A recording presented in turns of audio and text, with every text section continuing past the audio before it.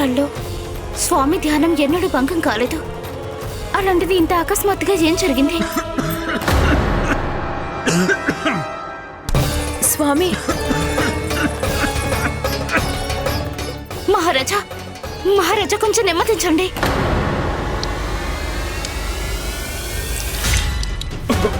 రాజాస్థానంలో మాటిచ్చావు అందరి సమక్షానికి స్వామిని తీసుకొస్తానని. కానీ ఈ స్థితిలో ఇదెలా సాధ్యం? మహారాజా, కన్నయ్య,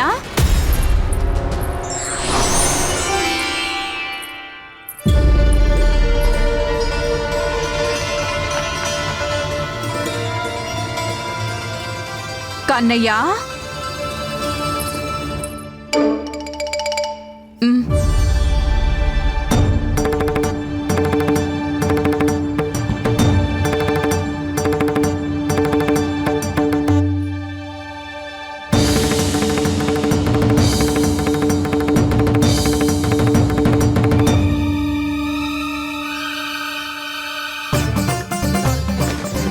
కన్నా, కన్నా, కన్నయ్య, కన్నయ్య, కన్నయ్య,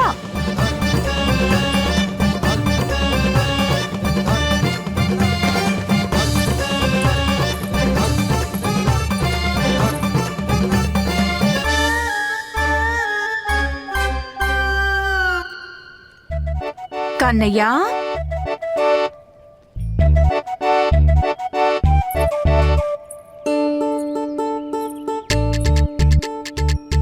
కన్నయ్య, కన్నయ్య ఆగు. చాలింకా. తప్పుల మీద తప్పులు చేస్తున్నావు. కానీ ఇవాళ నువ్వు హద్దులు దాటేశావు. ముందు అమ్మకి పూలిచ్చి ప్రసన్నం చేస్తావు, ఆ తర్వాత ఎలాంటి పిచ్చి పనా? ఇవాల్టి వరకు నువ్వు అమ్మ ప్రేమనే చూశావు, ఇవాళ కోపాన్ని కూడా చూపిస్తాను.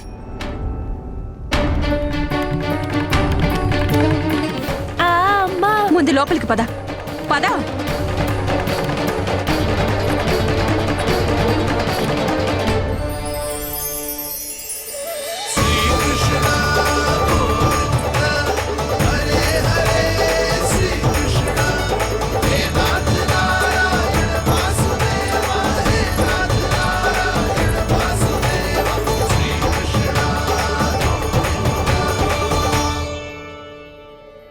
బాగుంది, భలే ఉన్నారు నా మిత్రులు. నన్ను ఒంటరిగా వదిలేసి అందరికందరూ వెళ్ళిపోయారు. ఎంత మొండివాడివిరా నువ్వు! ఇంకా నీ చూపు గుమ్మం వైపే ఉంది. ధన్యవాదాలు అన్నా, కనీసం మీరన్నా నాతో ఉన్నారు.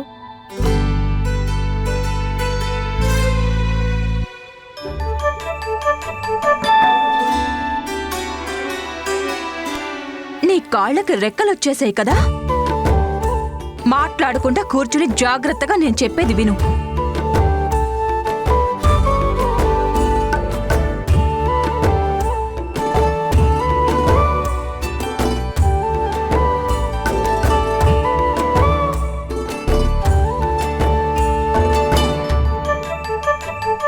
నిన్ను బయటికి వెళ్ళొద్దని చెప్పాను కదా. ఆజ్ఞను పాటించాలా వద్దా నువ్వు? కానీ అమ్మా, ఆజ్ఞను పాటించడం అంటే ఏంటి? ఇంత చిన్న విషయం కూడా నీకు నేను చెప్పాలా?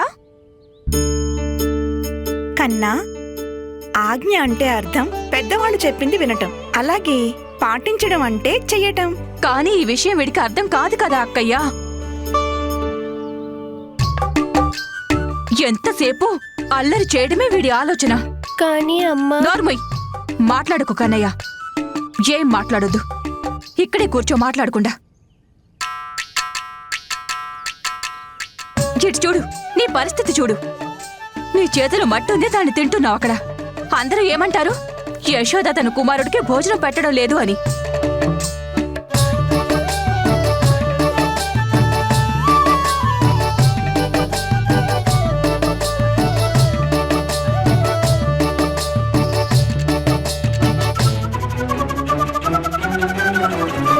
పుక్కిలించు,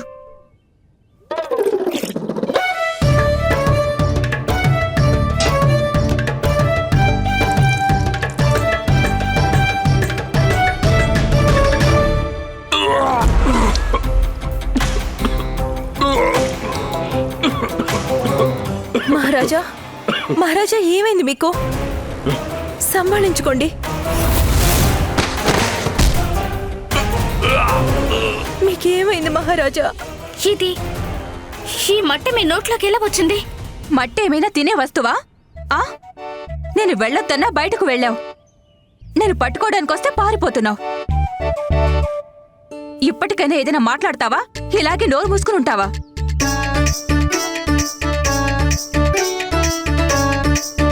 మీరు ఏదైనా అంటారా లేదా వీణ్ణి? నేను మాత్రమే చెడ్డదాన్ని కావాలా?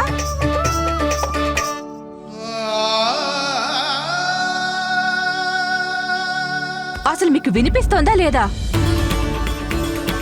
ఏదైనా అంటారా మీరు లేదా? నా వల్ల నాన్నను కోప్పడేలోపు ఏదో ఒకటి చెయ్యాలి. అమ్మ నిజానికి మాట్లాడకుండా ఆజ్ఞను పాటించాలి. అమ్మా,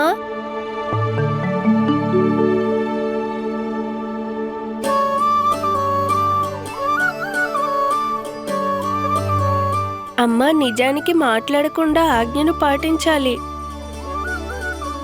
మరి నువ్వు అనుమతిస్తే క్షమాపణ చెప్పుకుంటాను. ఆహా, తప్పు మీద తప్పులు చేయడం, ఆ తర్వాత క్షమాపణ చెప్పడం, దాని అవసరం ఏమీ లేదు. కన్నా క్షమాపణ చెప్పడానికి కేశాలు కాదు, చెవులు పట్టుకుంటారు. అది కూడా కుడి చేత్తో ఎడమ చెవి, ఎడమ చేత్తో కుడి చెవి.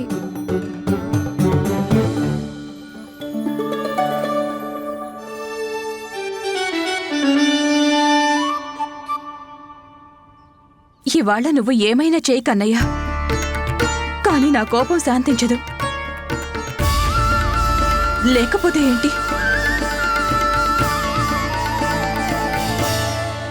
పెద్దమ్మా, నాన్న సహాయం చెయ్యొచ్చు కదా?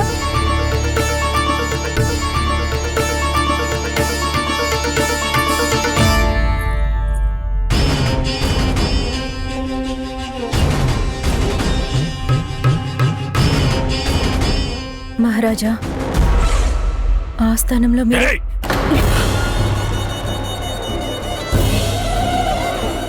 క్షమించండి. మీ తపస్సును విఘ్నం చేయాలని మేము ఎంత మాత్రం అనుకోలేదు. ఇక ఆజ్ఞనివ్వండి.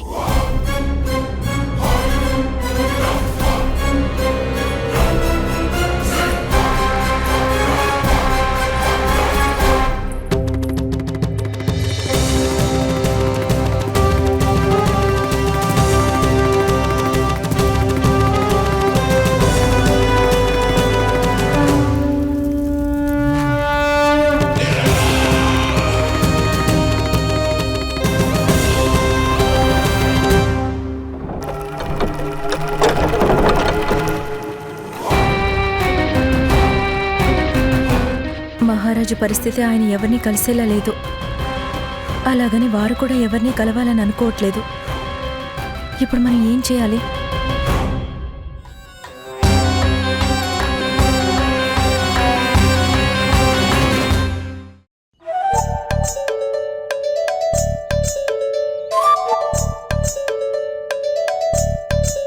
చిన్నమ్మ వచ్చి చెప్పే వరకు నువ్వు ఇక్కడి నుంచి కదలడానికి కూడా లేదు కదా కన్నా. మరి ఇప్పుడేం చేస్తావు నువ్వు?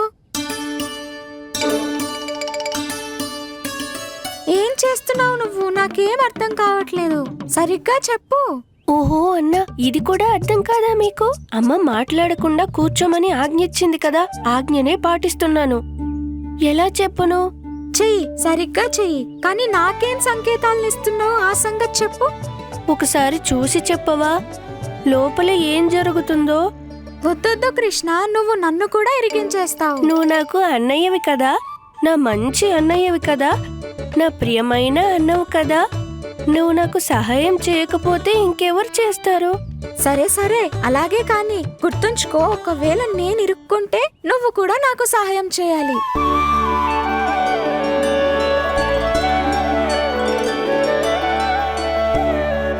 అంత క్రోధం మంచిది కాదు యశోద. ఇంకా చాలు, శాంతించు. వాడు బాలుడు, చిన్న చిన్న తప్పులు చేస్తూ ఉంటాడు కదా. మీరిద్దరూ నాకు నచ్చ చెప్పాలనే ప్రయత్నం అస్సలు చెయ్యొద్దు.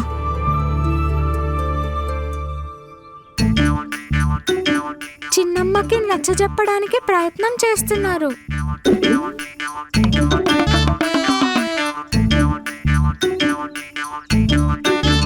యశోద, ఇన్ని సంవత్సరాలుగా కన్నయ్య బయటికే వెళ్ళలేదు. వాడి స్నేహితుల లోకం గురించి చిత్ర విచిత్రమైన విషయాలు చెప్పుకుంటున్నారు. తనకు నదులు, కొండలు, పశువులు, పక్షులు, మొక్కలు, చెట్ల గురించి కథలు చెప్పినప్పుడు కన్నయ్య కూడా బయటికి వెళ్ళాలని ఎంతగా అనిపిస్తుంటుంది చెప్పు. బయటకు వెళ్లి ఆపదలో చిక్కుకుంటే మరి దాని సంగతేంటి? ఇన్ని సంవత్సరాలుగా ఇలాంటి సూచనలు, ఎలాంటి దుర్ఘటనలు జరగలేదు కదా యశోద. నాకు తెలిసినంత వరకు ఇక కన్నయ్యను ఇంట్లో ఉంచి బంధించకూడదు, ఇబ్బంది పెట్టకూడదు.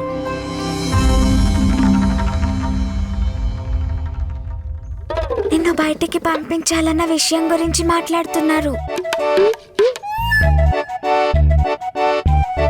బయట అడుగు పెట్టాడో లేదో మట్టి తినడం మొదలు పెట్టాడు, కానీ మీరు బయటికి వెళ్ళనివ్వు అంటున్నారు. యశోద పసితనంలో తెలియక మట్టి తినుంటాడు. అసలు బయటికే వెళ్ళని వాడికి మట్టి సంగతి ఎలా తెలుస్తుంది చెప్పు.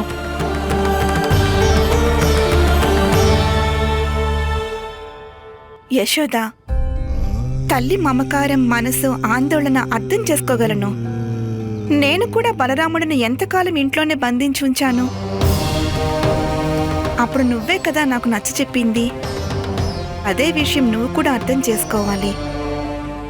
నాకు తెలుసు నీకు కన్నయ్య క్షేమం కావాలి, కానీ ఇదే రక్షణ వాడి వికాసానికి అడ్డుపడుతుంది యశోద. పరిమితి మించిపోతే ఈ పసితనంలో దాన్ని తెంచుకోవాలన్న భావం పెరుగుతుంటుంది. కృష్ణయ్య నీ మాట వినకపోవటానికి కారణం ఇదే అయి ఉండవచ్చు. నీకు తెలుసా కన్నయ్య అన్ని ప్రశ్నలు ఎందుకు అడుగుతున్నాడు? ఎందుకంటే వాడికి సమాధానం కావాలి.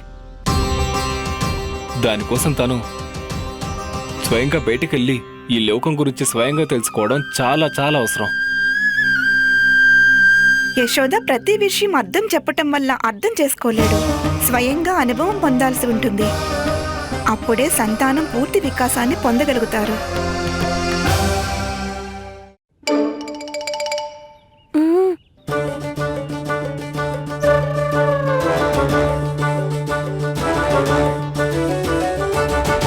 నువ్విక నిర్ణయం తీసుకోవాల్సిందే యశోద. అధికంగా అవసరం ఏదన్నది. కన్నయ్య స్వయంగా తనను రక్షించుకోగలడా, లేదా ఎప్పటికీ నీ మీద ఆధారపడి ఉండడమా?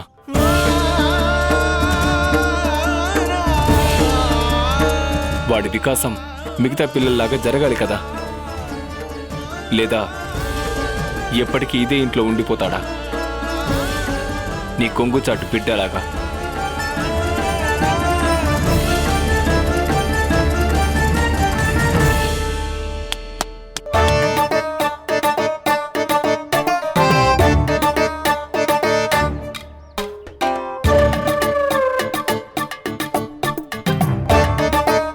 నువ్విక్కడేం చేస్తున్నావు? అది అది పద.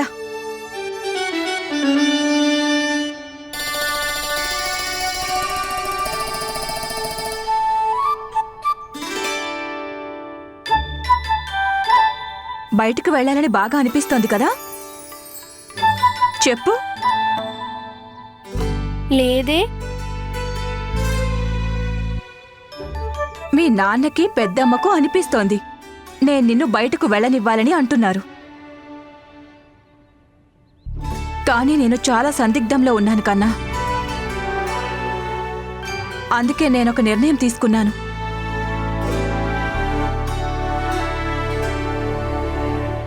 ఇంకా ఎంతసేపు ఎదురు చూడాలమ్మా? త్వరగా చెప్పమ్మా నీ నిర్ణయం ఏంటో. నువ్వు బయటకైతే వెళ్ళొచ్చు,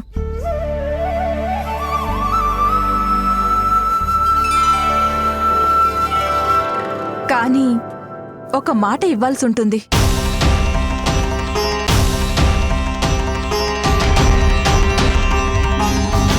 ఏంటి ఆ వాగ్దానం? ఏంటి ఆ మాట? కన్నయ్య కేవలం అంతే దూరం వెళ్ళవచ్చును, ఎక్కడి వరకు మా ఇద్దరి స్వరం ఒకరికొకరికి వినిపిస్తుందో.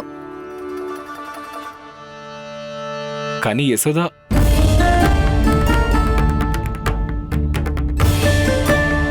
అంగీకారం అయితేనే అనుమతి లభిస్తుంది, లేకపోతే లేదు.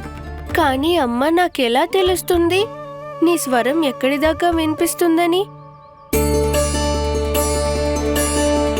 కానీ అమ్మ నాకెలా తెలుస్తుంది నీ స్వరం ఎక్కడి దాకా వినిపిస్తుందని?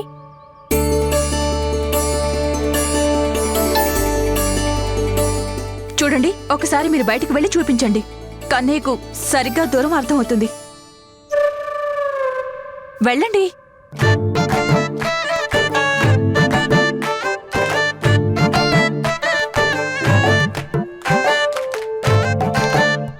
వినిపిస్తోందా? వినిపిస్తుంది. ఇంకా వెనక్కి వెళ్ళండి.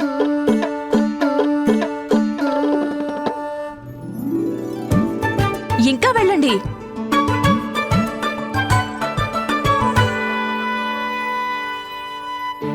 ఇప్పుడు వినిపిస్తోందా? వినిపిస్తుంది. ఇంకా వెళ్ళండి.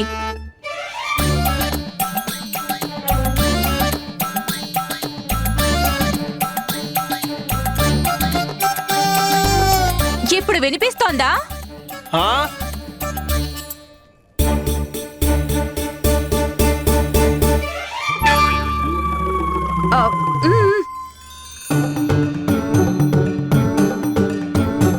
ఇప్పుడు వినిపిస్తోందా లేదా?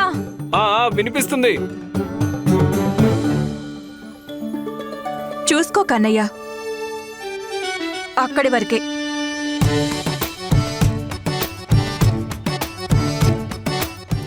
ఇది బయటికెళ్ళడం ఎలా అవుతుంది? అర్థమైందా? అంతే దూరం వరకే నువ్వు వెళ్ళగలిగేది. యశోద, ఈ దూరం అంటే బయటికెళ్ళడం ఎలా అవుతుంది? ప్రస్తుతానికి ఇంత దూరం మాత్రమే వెళ్ళనిస్తాను. అంగీకారం అయితే చెప్పండి, లేకపోతే లేదు.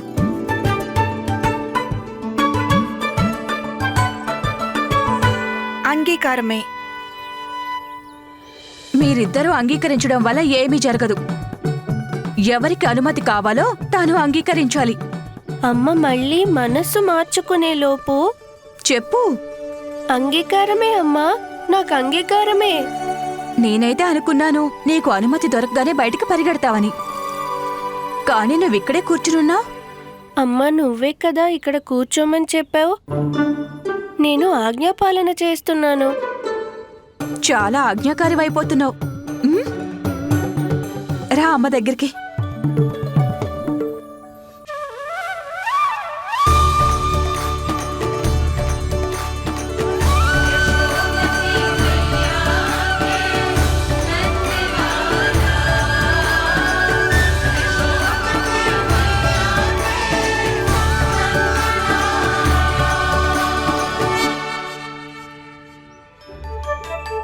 యశోద, ఇవాళ రాత్రి ఆశ్వేజ పౌర్ణమి జాగరణకు గుడికి వస్తున్నావు కదా? అరే అవును, కన్నయ్య గోలలో మర్చిపోయాను. నాన్న, రాత్రి జాగరణ అంటే ఏంటి? మనం రాత్రంతా మేల్కొని స్వామి భజన చేస్తాము, దాన్ని జాగరణ అంటారు.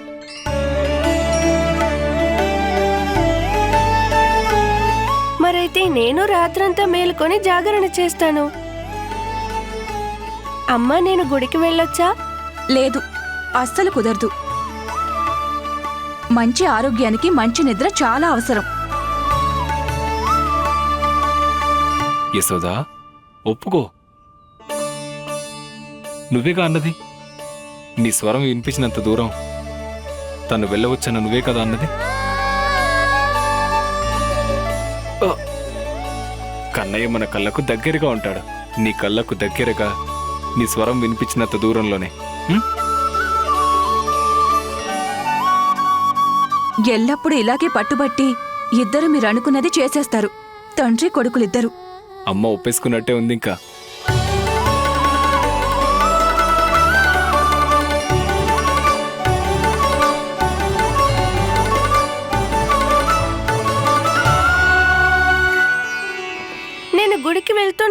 నేను గుడికి వెళ్తున్నాను. అన్నా, నేను మొదటిసారి గుడికి వెళ్తున్నాను. వెళుతూ గాని. బలరామా, చూడు, జాగ్రత్తగా చూడు, వీడు మళ్ళీ మట్టి తినకుండా. ఇక నువ్వు కూడా విను, ఒకవేళ నువ్వు మళ్ళీ మట్టి తిన్నావంటే మీ అన్న నాకు చెప్పేస్తాడు. అప్పుడు నువ్వింకా బయటికి వెళ్ళడం అన్నది జరగదు. ఇద్దరికీ అర్థమైందా? ఇక నేను రోహిణి అక్కయ్య వెళ్ళి అశ్విని పౌర్ణమి కోసం క్షీరాన్నం తయారు చేస్తాం. అమ్మా, అశ్విని పూర్ణిమ అంటే ఏంటి? నువ్వెలాగూ గుడికి వస్తున్నావు కదా, పండితుల వారిని స్వయంగా అడుగు. నువ్వు మొత్తం పాఠం వల్లిస్తారాయన.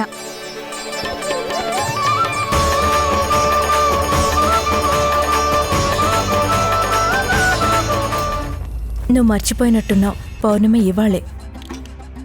రాత్రి అయ్యింది. ఇప్పుడు సభాసదులందరూ వస్తూనే ఉంటారు.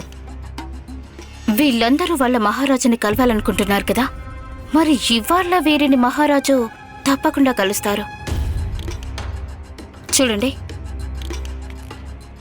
కొన్ని కాగడ దీపాలు ఆర్పేయండి. భవనంలో ప్రకాశం వీలైనంత తక్కువగా ఉండాలి. అతి ముఖ్యంగా మహారాజు గారి నలువైపులా.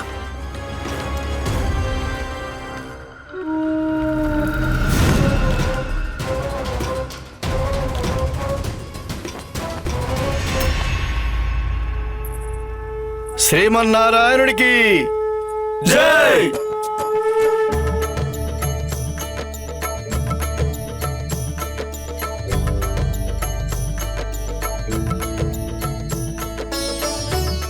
అమ్మా, ఇక్కడ ఊరంతా కదిలొచ్చింది. నా మిత్రులు కూడా వచ్చే ఉంటారు కదా. కానీ చూడు కన్నా, ఎక్కువ దూరం వెళ్ళొద్దు.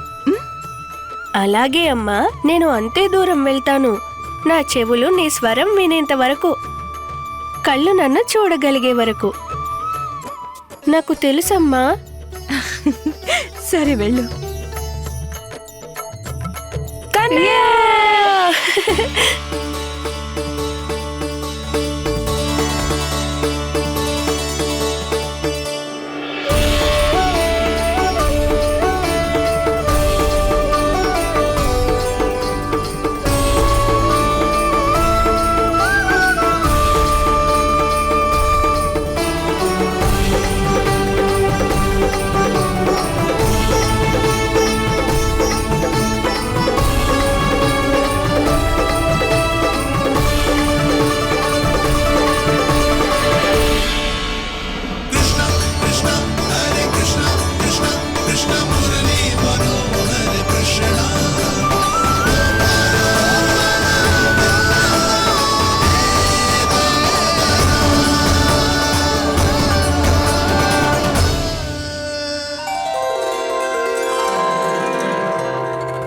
చంద్రదేవుడు వచ్చేశారు.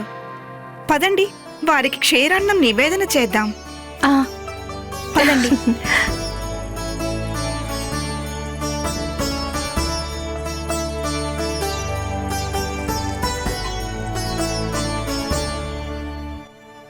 అక్కడ ఏం జరుగుతుంది?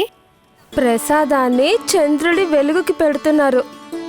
అలా ఎందుకు? దానివల్ల పాయసం ఇంకా తీయదనాన్ని, పౌష్టికతత్వాన్ని పొందుతుంది.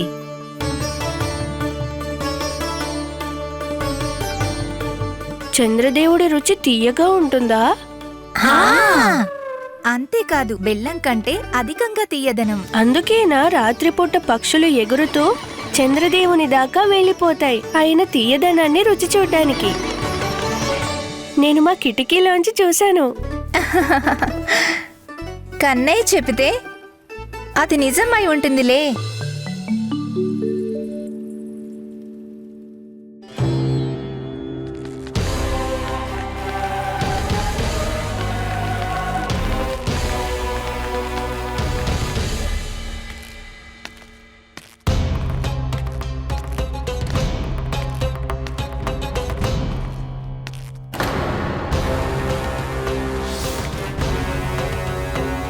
చూస్తుంటే ఇవాళ కూడా మనతో ఉపవాసం జరగబోయేటట్టుగా ఉంది. ఇవాళ కూడా మహారాజు కంసుల దర్శనం కాదు. ఇది సరికాదు. మహారాణి మనకు నమ్మకంగా చెప్పారు. మహారాజు గారు దర్శనం చేసుకోకుండా మనం ఇక్కడి నుంచి వెళ్లేదే లేదు. ఇవాళ వారిని కలిసే ఇక్కడి నుంచి వెళ్తాము. అసలు మహారాజు గారు జీవించి ఉన్నారా లేదా? మేము మహారాజుని కలిసే వెళ్తాం. మేము మహారాజుని కలిసే వెళ్తాం.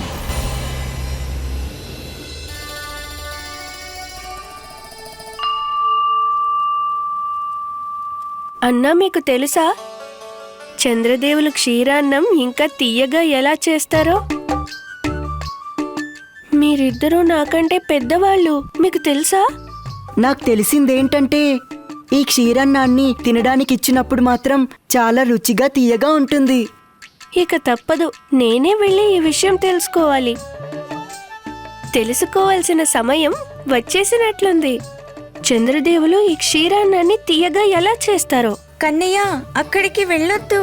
పొద్దునే కోప్పడ్డారు, మళ్ళీ కోప్పడతారు. దాని గురించి చింతించకండి అన్నా, మీరందరూ నా వెనకాలే ఉండాలి, సరేనా?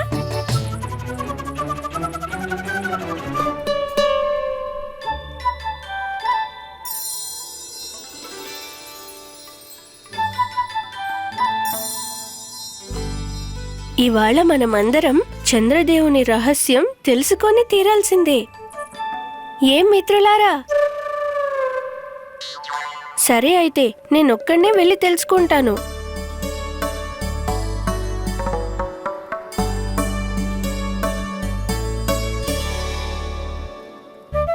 పైనుంచి కేవలం చంద్రదేవుడి ప్రకాశం మాత్రమే తెలుస్తుంది. అంటే ఈ క్షీరాన్నం దీనివల్ల తీయగా అవ్వడం లేదు కదా?